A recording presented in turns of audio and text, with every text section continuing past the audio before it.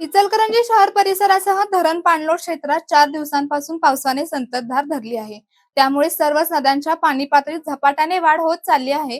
इचलकरंजी येथील पंचगंगा नदीच्या पाणी पातळीत वेगाने वाढ होत चालली असून यंदा प्रथमच पंचगंगा पात्राबाहेर पडली आहे. सोमवारी दुपारी 2 वाजेपर्यंत पाणी पातळी 57 फूट 6 इंचावर पोहोचली असून जुन्या पुलालगत पाणी आल्याने जुना पूल वाहतुकीसाठी बंद करण्यात आला आहे.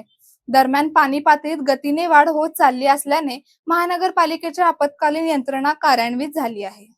यासाठी नागरिकांनी प्रशासनाच्या सूचनांचे काटेकोर पालन करावे, असे आवाहन आपत्ती व्यवस्थापन विभागाचे प्रमुख संजय कांबळे यांच्याकडून करण्यात आले आहे. संपूर्ण जून महिना उसंत घेतलेल्या पावसाने गत 4 दिवसापासून दमदार हजेरी लावली आहे.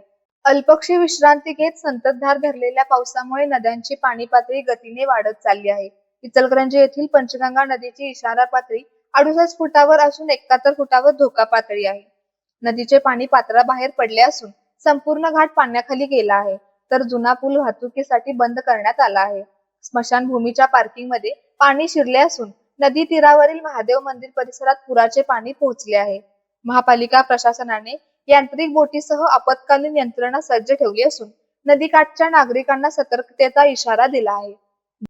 दिवसभरात पाणी पातळीत 3.5 फुटांनी वाढ झाल्याने आज दुपारी पाणी पातळी 57.6 फुटावर पोहोचली होती. पंचगंगा नदीघाट परिसरात नागरिकांच्या सुरक्षतेच्या दृष्टीने महानगरपालिकेतर्फे सतर्कतेचे सूचना फलक लावण्यात आले आहेत. या फलकांद्वारे पावसाळ्यात नदीच्या पाण्याचा अंदाज येत नसल्याने नदीपात्राजवळ जाऊ नये, तसेच नदीत पोहण्यासाठी किंवा पाण्यात उतरण्याचा प्रयत्न करू नये, असे नमूद करण्यात आले आहे. कोणतीही जीवितहानी होऊ नये यासाठी नागरिकांनी प्रशासनाच्या सूचनांचे काटेकोर पालन करावे, असे आवाहन आपत्ती व्यवस्थापन विभागाचे प्रमुख संजय कांबळे यांच्याकडून करण्यात आले आहे.